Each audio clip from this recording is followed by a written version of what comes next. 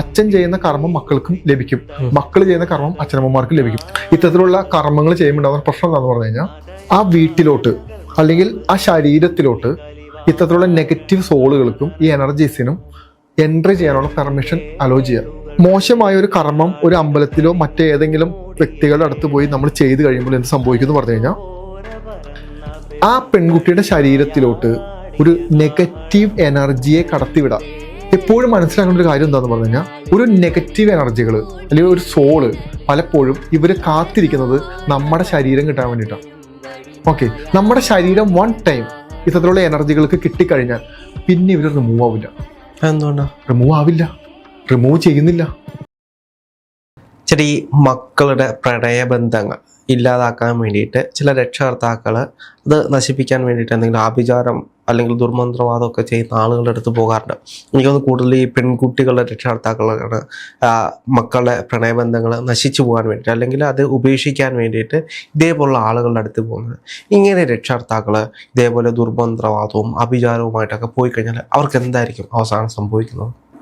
നല്ല ക്വസ്റ്റ്യനാ. വേറെ ഒന്നും കൊണ്ടല്ല, കേരളത്തിൽ ലക്ഷക്കണക്കിന് മാതാപിതാക്കൾ പെൺമക്കളുടെ കാര്യത്തിലായിരിക്കും ഇത് ഏറ്റവും കൂടുതൽ ചെയ്യുന്നത്. എന്നാൽ ആൺകുട്ടികളുടെ കാര്യത്തിലും ഇത് ചെയ്യായികയൊന്നുമില്ല. ഇത് ചെയ്യുമ്പോൾ പ്രണയബന്ധം തകർന്നു പോകുന്നുള്ളത് സത്യമാണ്. പക്ഷെ മനസ്സിലാക്കേണ്ട ഒരു കാര്യം, ഇത് ചെയ്യുന്ന ആളുകൾ എന്ന് പറഞ്ഞാൽ അച്ഛനമ്മയും അവർക്ക് എന്ത് സംഭവിക്കുന്നുള്ളത് ഞാൻ അവസാനം പറയാം. ഇതെന്ത് സംഭവിക്കാൻ പോണെന്ന് ഒന്ന് ആലോചിച്ച് നോക്കൂ.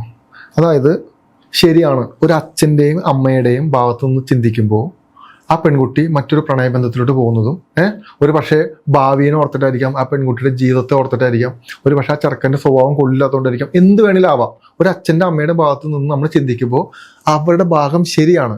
പക്ഷെ നമ്മൾ മറ്റൊരു സൈഡിൽ നിന്ന് ചിന്തിക്കുമ്പോൾ ഇത്തരത്തിലുള്ള കർമ്മങ്ങൾ ചെയ്യുമ്പോണ്ടാകുന്ന പ്രശ്നം എന്താണെന്ന് പറഞ്ഞു കഴിഞ്ഞാൽ ആ വീട്ടിലോട്ട് അല്ലെങ്കിൽ ആ ശരീരത്തിലോട്ട് ഇത്തരത്തിലുള്ള നെഗറ്റീവ് സോളുകൾക്കും ഈ എനർജീസിനും എൻട്രി ചെയ്യാനുള്ള പെർമിഷൻ അലോ ചെയ്യുക, പെർമിഷൻ കൊടുക്കാം എന്ന് പറഞ്ഞു കഴിഞ്ഞാൽ വ്യക്തമാക്കി പറഞ്ഞുതരാം. ഒരു പെൺകുട്ടി ഒരു പ്രണയബന്ധത്തിൽ ആവുന്നു, ആ ചെറുക്കനുമായിട്ട് പ്രണയത്തിലാവുന്നു. ഇത് വീട്ടിലുള്ള അച്ഛനോ അമ്മയോ ആരെങ്കിലും അറിയുന്നു. അവർ നേരെ പെൺകുട്ടിയുമായി സംസാരിക്കുന്നു. പെൺകുട്ടി ഇതിന് പിന്തിരിയാൻ തയ്യാറില്ല. ചിലപ്പോൾ പറയുക പോലുമില്ല. കാരണം എല്ലാ അച്ഛനമ്മമാർക്കും അറിയാം, ഒരു പ്രണയബന്ധം വന്നു കഴിഞ്ഞാൽ പെൺകുട്ടികളാണെങ്കിലും ആൺകുട്ടികളാണെങ്കിലും അതിന് പിന്തിരിഞ്ഞ് പോരില്ല. കാരണം എന്താ, അതൊരു പ്രായത്തിൻ്റെയാണ്, അതൊരു ഹോർമോൺ ചേഞ്ചാണ്, അത് സ്വാഭാവികമായി നടക്കുന്ന ഒരു കാര്യമാണ്. എന്ത് സംഭവിക്കും? ഇവർ നേരെ ഏതെങ്കിലും അമ്പലങ്ങളിൽ ചെല്ലും. ഇത്തരത്തിൽ കർമ്മങ്ങൾ ചെയ്തു കൊടുക്കുന്ന ഒരുപാട് മനുഷ്യർ നമുക്ക് ചുറ്റുമുണ്ട്. എന്തായാലും ദൈവികമായ കർമ്മങ്ങളല്ല, അത് ആദ്യം മനസ്സിലാക്കിക്കോ. കാരണം എന്താ, ദൈവത്തിൻ്റെ ജോലി ഇതല്ല. നമ്മൾ ഒരു അമ്പലത്തിൽ പോയി ഇത്തരത്തിലുള്ള ഒരു കർമ്മം ചെയ്തു എന്ന് പറഞ്ഞു കഴിഞ്ഞ് ആ അമ്പലത്തിലിരിക്കുന്നത് ശിവനാവട്ടെ പാർവതി ആവട്ടെ ഏത് ദേവിമാരും ഏത് ദേവന്മാരും ആവട്ടെ, അവരുടെ കർമ്മം അവരുടെ ജോലിയല്ല ഇത്. അപ്പൊ ഈ ജോലി ആര് ചെയ്യുന്നു എന്നുള്ളത് ഭയങ്കര ഇമ്പോർട്ടൻറ്റ് ക്വസ്റ്റ്യനാണ്. അതായത് നമ്മളൊരു ദൈവത്തിനോട് പറയാ, ഭഗവാനെ എൻ്റെ മകളെ പിരിക്കണേ എന്ന് പറഞ്ഞ് ഭഗവാൻ വരുന്നു, ഈ പെൺകുട്ടിനെ ആൺകുട്ടിനെ തമ്മിൽ പിരിക്കുന്നു. നമുക്ക് ചിന്തിക്കാൻ പറ്റില്ല. ആ ഒരു കർമ്മം ചെയ്യാൻ വേണ്ടിയിട്ടല്ല ദൈവികമായ ഒരു ശക്തികളും ആ അമ്പലത്തിൽ നിലകൊള്ളുന്നത്. അപ്പോൾ ഇത് ചെയ്യുന്നത് മറ്റാരോ ആണെന്ന് നമുക്ക് ഉറപ്പിക്കാം. രണ്ടാമത്തെ കാര്യം, ഇതെന്താ സംഭവിക്കുന്നത്? രക്തബന്ധത്തിലുള്ള ഒരു വ്യക്തി വേണം ഈ കർമ്മം പോയി ചെയ്യാൻ. നോട്ടത്തെ പോയി, അതായത് ഈ പെൺകുട്ടിയുടെ അച്ഛനോ അമ്മയോ ആരെങ്കിലും സഹോദരനോ സഹോദരിയോ ആരെങ്കിലും വേണം ഈ അമ്പലത്തിൽ പോയിട്ടോ അല്ലെങ്കിൽ ഇത്തരത്തിലുള്ള ആളുകളുടെ അടുത്ത് പോയിട്ട് ഈ കർമ്മം ചെയ്യാൻ. ഈ പെൺകുട്ടിയുടെ നാളും സമയവും ബാക്കി എന്തെങ്കിലും കാര്യങ്ങൾ വെച്ചിട്ടായിരിക്കും ഇത് ചെയ്യുന്നത്. ആ ചെറുക്കൻ്റെ പേരും കൂടി വേണ്ടി വരും. കർമ്മം ചെയ്യുന്നത് ആരിലൂടെയാ? ബന്ധം പൊളിക്കണമല്ലോ. അച്ഛനാണെങ്കിൽ അച്ഛൻ ചെല്ലുന്നു, അവിടേക്ക് വേണ്ട കാര്യങ്ങളെല്ലാം ചെയ്യുന്നു, പൂജ്യം ബാക്കി കാര്യങ്ങളെല്ലാം ചെയ്തതിനു ശേഷം തിരിച്ചു വരുന്നു. തിരിച്ചു വന്നതിന് ശേഷം എന്ത് സംഭവിക്കുന്നു പറഞ്ഞു കഴിഞ്ഞാൽ ഈ പെൺകുട്ടിയും ആൺകുട്ടിയും തമ്മിൽ സ്വരച്ചേർച്ച സ്റ്റാർട്ടാവാൻ തുടങ്ങും. അതായത് മിസ്അണ്ടർസ്റ്റാൻഡിങ് വരും. അങ്ങോട്ട് സംസാരിക്കുന്നില്ല, പെരുമാറുന്നില്ല, ഭയങ്കര ദേഷ്യം പൊട്ടിത്തെറി കാര്യങ്ങളെല്ലാം വന്ന് ഇവർ തമ്മിലുള്ള ബന്ധം അകന്നു പോകും. അച്ഛനമ്മ നോക്കുമ്പോൾ എന്താ, ബന്ധം അകന്നു പോയി. പക്ഷെ ഇവിടെ സംഭവിക്കുന്നത് എന്താ, ഇതല്ല ഇവിടെ സംഭവം. പ്രശ്നം ഇതല്ല. ഒരു മോശമായ ഒരു കർമ്മം ഒരു അമ്പലത്തിലോ മറ്റേതെങ്കിലും വ്യക്തികളുടെ അടുത്ത് പോയി നമ്മൾ ചെയ്ത് കഴിയുമ്പോൾ എന്ത് സംഭവിക്കുന്നു പറഞ്ഞു കഴിഞ്ഞാൽ ആ പെൺകുട്ടിയുടെ ശരീരത്തിലോട്ട് ഒരു നെഗറ്റീവ് എനർജിയെ കടത്തിവിടാം. ആരിലൂടെ? സ്വന്തം അച്ഛനിലൂടെ. അച്ഛൻ ചെയ്യുന്ന കർമ്മത്തിലൂടെ.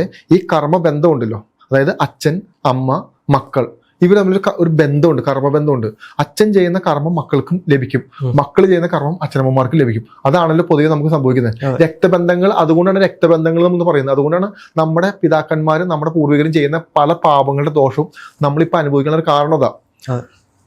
അപ്പോ ഈ ഒരു പെൺകുട്ടിയിലോട്ട് കടത്തി വിട്ട് കഴിയുമ്പോൾ ഈ പെൺകുട്ടിയിലൂടെയാണ് ഈ ആൺകുട്ടിയിലേക്ക് ഇത് കണക്റ്റ് ആവുന്നത്.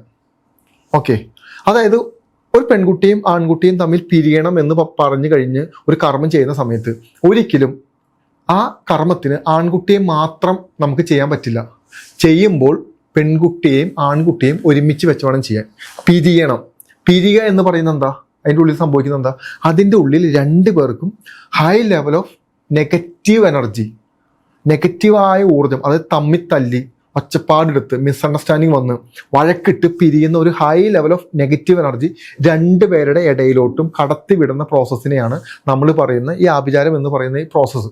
ഇത് ഹൈ ലെവൽ ഓഫ് നെഗറ്റീവ് എനർജിനെ ഡെവലപ്പ് ചെയ്ത് ഈ രണ്ട് വ്യക്തികൾക്കും ധാരണ ചെയ്ത് അവരുടെ ഫോട്ടോസോ അല്ലെങ്കിൽ അവരുടെ മറ്റെന്തെങ്കിലും വസ്തുക്കളോ എന്തെങ്കിലും വെച്ച് അവിടെ പൂജകൾ ചെയ്ത് ആരാണോ ആ എനർജിക്ക് വേണ്ടി പൂജകൾ ചെയ്ത് ആ എനർജിയാണ് ഈ കാര്യങ്ങളെല്ലാം ചെയ്യുന്നത്. ഇവരുടെ ഇടയിൽ ഒരു ഭിന്നത ഉണ്ടാക്കി ഇവരെ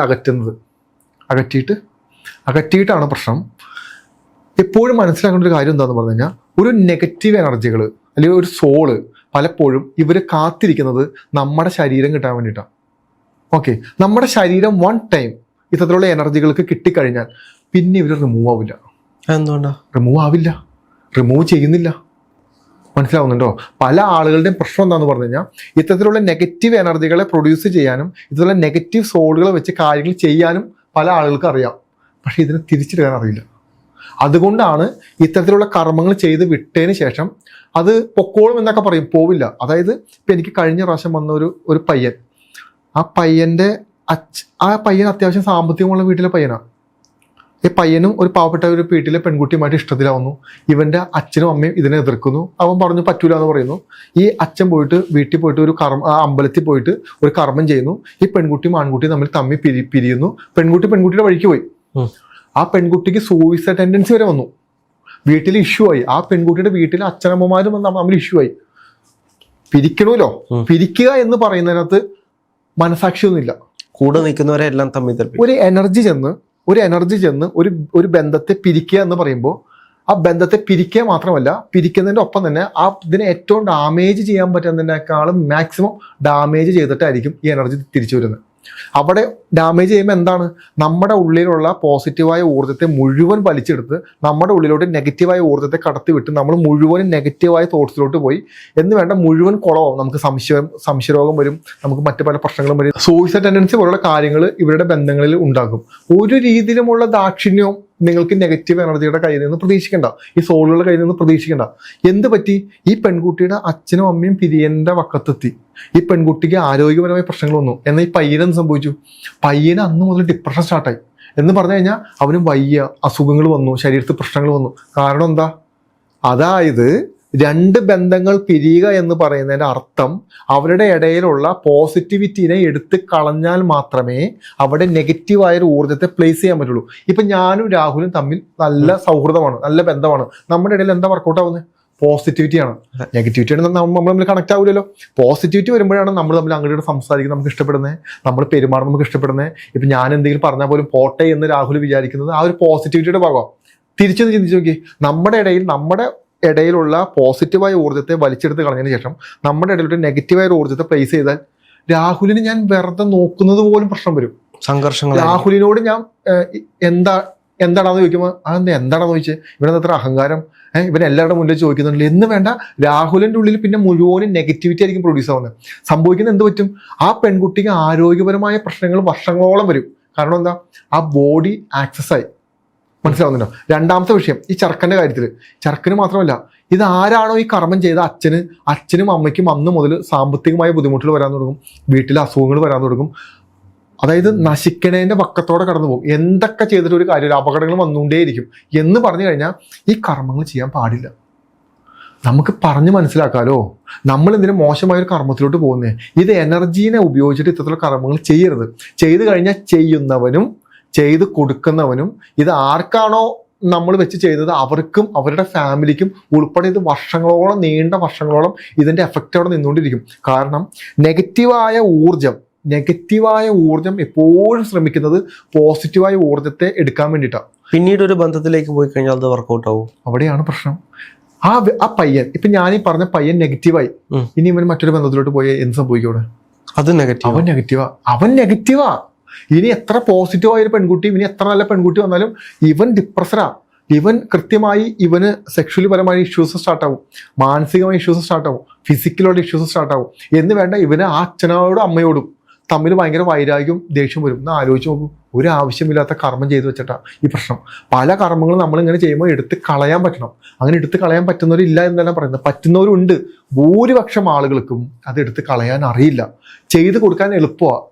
ഇത് ഉദാഹരണം എന്ന് പറയുമോ, ഇപ്പം നമ്മൾ ഒരു ആരുമില്ലാത്ത വിജനമായ ഒരു കാട്ടിൽ ചെന്നിട്ട്, ഒരു കാടിൻ്റെ നടുക്ക് ചെന്നിട്ട് നമ്മളൊരു ചില മന്ത്രങ്ങളുണ്ട്, അതല്ലെങ്കിൽ നമുക്ക് ഒരു നെഗറ്റീവായ സോളായിട്ട് നമുക്ക് കണക്ട് ആവണം ഒരുപാട് ആഗ്രഹിച്ച് നമ്മൾ അതിന് വേണ്ടി ഒന്ന് പ്രയർ ചെയ്യുക, പ്രാർത്ഥിക്കുക. ആ നെഗറ്റീവായ സോളുമായി കണക്ട് ആവാൻ വേണ്ടി എനിക്ക് ആഗ്രഹമുണ്ട്, എനിക്കൊന്ന് കണക്ട് ആവണം എന്ന് കുറേ നേരം പറഞ്ഞു നോക്കും, കണക്ട് ആവും.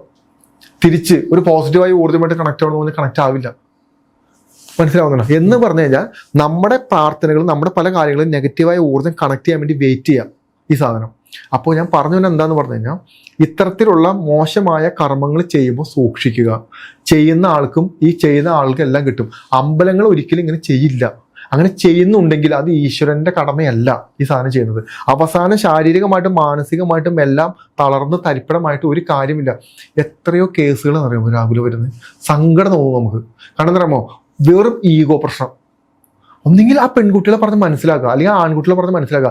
ജാതിയുടെ പേരിൽ ഇപ്പം നമ്മൾ വിചാരിക്കും ഇതൊരു കാമുകന്മാരുടെ ഇടയിൽ മാത്രം നടക്കുന്ന ഇഷ്യൂ ആണെന്ന്. അല്ല, പാവപ്പെട്ട വീട്ടിലെ പെൺകുട്ടി വന്നാലും ആ വീട്ടിലെ അമ്മായിമ്മയ്ക്ക് ഇഷ്യൂ ഉണ്ട്. പാവപ്പെട്ട വീട്ടിലൊരു പയ്യൻ വന്ന, പണമില്ലാത്ത പാവപ്പെട്ട വീട്ടിലൊരു പയ്യൻ അത്യാവശ്യം നല്ലൊരു വീട്ടിലൊരു പെൺകുട്ടിനെ വിവാഹം കഴിച്ചതിന് ശേഷം ഇവർ പിരിയാനുള്ള കർമ്മം സ്വന്തം അമ്മയും അച്ഛനും കൂടി ചെയ്തുകൊണ്ടിരിക്കുക, അല്ലെങ്കിൽ പെങ്ങന്മാർ കൂടി ചെയ്തുകൊണ്ടിരിക്കുക. തിരിച്ച് കുഞ്ഞുങ്ങൾ ഉണ്ടാവാതിരിക്കാൻ വേണ്ടി, കുഞ്ഞുങ്ങളുണ്ടായാൽ സ്വത്ത് വീതം വെക്കേണ്ട ഒരു മനുഷ്യന്റെ ചിന്തകൾ പോണെയാണ്. അപ്പൊ എന്ത് പറ്റും? ഈ പെൺകുട്ടിയും ആൺകുട്ടിയും കിടന്ന് കഷ്ടപ്പെടാം. മനസ്സിലാവുന്നല്ലോ? അവന് ഇഷ്ടപ്പെട്ടുകൊണ്ടായിരിക്കും ഒരു പാവപ്പെട്ട വീട്ടിലെ പെൺകുട്ടിനെ വിവാഹം കഴിച്ചത്. ആ പെൺകുട്ടിക്ക് ആ സ്വത്തിനോടോ ഒന്നിനോടോ ഒരു താല്പര്യം ഉണ്ടാവില്ല. പക്ഷെ അമ്മയുടെ ചിന്ത പലപ്പോഴും ഇത്തരത്തിലുള്ള കാര്യങ്ങൾ ഏറ്റവും കൂടുതൽ ചെയ്യുന്ന ആ വീട്ടിലെ സ്ത്രീകളാണ്. കാരണം കുറച്ചുകൂടി അമ്പലമായിട്ടും ബന്ധപ്പെട്ടും കാര്യങ്ങളൊക്കെ നിൽക്കുന്നത് ഈ സ്ത്രീകളാണ്. അവരെ തെറ്റിദ്ധരിപ്പിക്കുന്നതാവാം. കാരണം എന്താ, ഒരു അമ്പലത്തിൽ ചെന്ന് കയറുമ്പോൾ അത്യാവശ്യം പണമുള്ള പൈസയുള്ള വീട്ടിലെ അമ്മമാരാണെങ്കിൽ അവരെ കൺവിൻസ് ചെയ്ത് അവരെ തെറ്റിദ്ധരിപ്പിച്ച്, ഈ അമ്പലത്തിൽ വേറെ പുറത്തു നിന്ന് ആൾക്കാരായിരിക്കും തെറ്റിദ്ധരിപ്പിച്ച്, നമുക്ക് ആ പൂജ ചെയ്യാം, നമുക്ക് ഈ പൂജ ചെയ്യാം, നമുക്ക് ഇങ്ങനെ ചെയ്യാം, അങ്ങനെ ചെയ്യാമെന്ന് പറഞ്ഞ് 10,000, 20,000, 50,000, 1 ലക്ഷം രൂപയ്ക്ക് ഇതിനു വേണ്ടി വാങ്ങിക്കുന്നത്. പൂജ നടക്കും, പക്ഷെ എന്ത് പറ്റും? പൂജ ചെയ്യുന്ന ഈ അമ്മയുടെ ആരോഗ്യം പോവും, ആ വീട്ടിലെ സമാധാനം പോവും, സ്വന്തം മകൻ കയ്യിൽ നിന്ന് നഷ്ടപ്പെട്ടു പോകും. ഇങ്ങനെ ഇത്തരത്തിലുള്ള കർമ്മങ്ങൾ, ഈ ബന്ധം അവസാനിപ്പിച്ച് കളയാൻ വേണ്ടി ഇത്തരത്തിലുള്ള കർമ്മങ്ങൾ ചെയ്യുന്ന ഒട്ടുമിക്ക മക്കളുടെ അവസാന ഗതി ഡ്രഗ്സിൽ നിന്ന് അവസാനിക്കുന്നത്. ലഹരി ഉപയോഗിച്ച് ജീവിതം തകർന്ന് തരിപ്പടാവും. എന്നിട്ട് ഈ അമ്മമാർ തന്നെ തിരിച്ചു ചെല്ലും, അയ്യോ എൻ്റെ മകൻ എന്നെ ഉപദ്രവിക്കുന്നത്, എൻ്റെ മകൾ എന്നെ ഉപദ്രവിക്കുന്നത്, എന്നോട് സ്നേഹമില്ല എന്ന് പറഞ്ഞ് വീണ്ടും ഈ പറഞ്ഞ ഈശ്വരൻ്റെ അടുത്തെല്ലും, ഈ പറയുന്ന ആളുകളുടെ അടുത്തെല്ലും വീണ്ടും പൂജ ചെയ്യും. ഫലിക്കില്ല. കാരണം നമ്മുടെ ശരീരം വളരെ പവർഫുള്ളാണ്. നമ്മുടെ ബോഡീനെ നമ്മൾ പ്രൊട്ടക്റ്റ് ചെയ്യുക പോലും ഉണ്ട്. കാരണം നമ്മുടെ ഉള്ളിലിരിക്കുന്ന സോളിന് അത് ഈശ്വരന്റെ ചൈതന്യമാണ്. അത് നമ്മുടെ ബോഡിക്ക് പ്രൊട്ടക്ഷൻ ഉണ്ട്. നമ്മളോ നമ്മുടെ അച്ഛനോ അമ്മയോ അതിന് എന്താ പറയുക, നമ്മുടെ ശരീരത്തിന് മറ്റൊരു എനർജിക്ക് കടന്നു വരാനുള്ള ഒരു അവസരം ഉണ്ടാക്കി കൊടുത്താൽ നമ്മൾ എക്സ്ട്രീം വീക്കാവും. ഇനി എന്ത് ചെയ്യാൻ പറ്റും? ആ അമ്മേനെയും അച്ഛനെയും ഉപേക്ഷിച്ച് പോകേണ്ടവരെയും മകൻ ആ ബന്ധം എന്ന് വിച്ഛേദിക്കുന്നു, അന്ന് ഈ പറഞ്ഞ കർമ്മം നിൽക്കും. ഇല്ലെങ്കിൽ ഇത് തുറന്നുകൊണ്ടേയിരിക്കും. പറഞ്ഞു വേണം എന്താന്ന് പറഞ്ഞാൽ വേറെ ഒന്നുമില്ല.